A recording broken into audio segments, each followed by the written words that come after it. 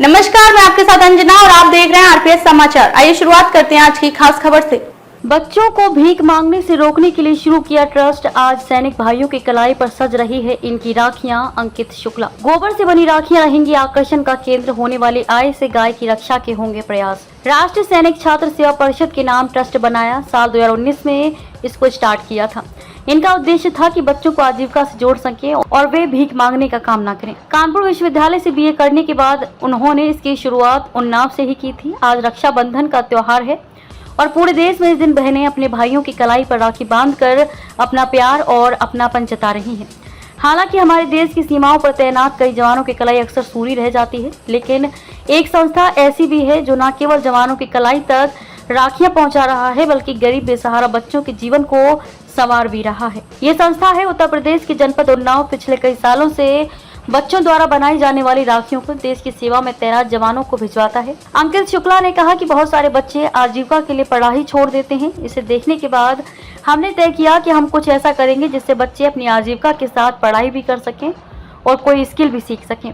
कई सालों से हमने कई ऐसी बच्चियों के साथ काम शुरू किया जो किसी तरह अपना गुजारा करती थी।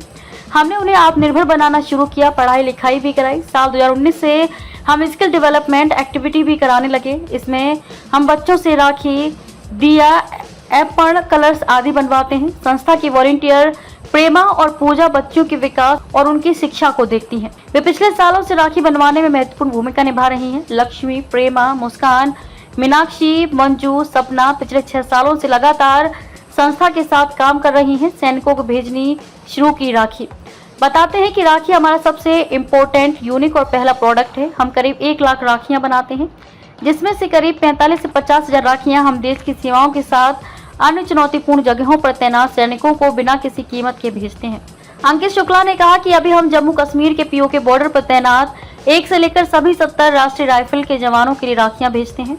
इस बार हम असम बाढ़ में काम करने वाले असम राइफल्स के जवानों, राजस्थान बॉर्डर पर तैनात जवानों के साथ साथ उत्तराखंड और जम्मू में तैनात आईटीबीपी के जवानों के लिए भी राखी भेज रहे हैं। हम चीन बॉर्डर पर तैनात जवानों और सशस्त्र सीमा बल एसएसबी के लिए भी राखी भेज रहे हैं। अंकित शुक्ला कहते हैं कि यही नहीं, हम अन्य सेक्टर्स में भी काम करने वाले अच्छे लोगों को बच्चों द्वारा बनाई गई राखियां भेजते हैं। मार्केट में भी जाती हैं बच्चों की बनाई राखी। अंकित शुक्ला कहते हैं कि सैनिकों को भेजने के बाद भी हमारी 50 से 55 हजार राखियां बच जाती हैं। हम उन्हें मार्केट में उचित कीमत पर बेचने की कोशिश करते हैं।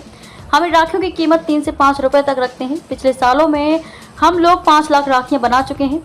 स्किल डेवलपमेंट के साथ आजीविका का साधन उपलब्ध कराना उद्देश्य है। कहते हैं कि ये सभी बच्चे बेहद गरीब पृष्ठभूमि से आते हैं और हम इनमें से कोई पैसे नहीं लेते हैं, लेकिन बच्चे जो भी एक्टिविटी करते हैं उसी से हम फंड जनरेट करते हैं और एनजीओ को चलाते हैं। वह बताते हैं कि हम जो क्लासेस चलाते हैं उसमें से 3 दिन इनकी स्किल डेवलपमेंट की क्लास होती है।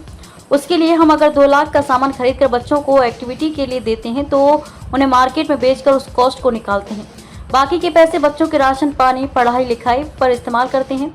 हमारा यही उद्देश्य है कि ऐसे स्किल डेवलपमेंट प्रोग्राम चलाकर हम देश भर में बच्चों को भीख मांगने से रोक सकें। ये बिल्कुल उसी तरह से है जैसे सामान्य स्कूलों में ड्राइंग है।